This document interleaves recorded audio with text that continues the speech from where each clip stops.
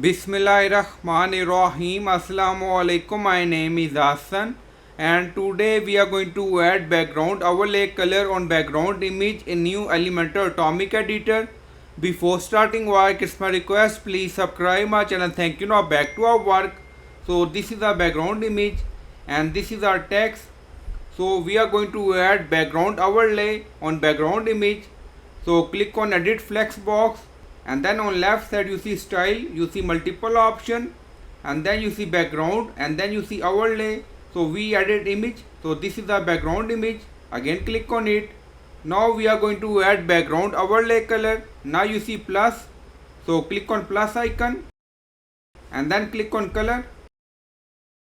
Now you see we added, so we added two layers, one background image, another is background overlay color. Now we are going to set background overlay color, so click on it.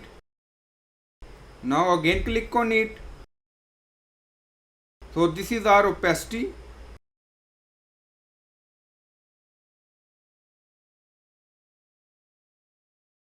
So you can change color also, so it's up to you. Again click on it and then you see two layers we added, one layer for background image and another layer for background overlay color. So I hope you like this video. Please like, comment, share, subscribe. Thank you for watching.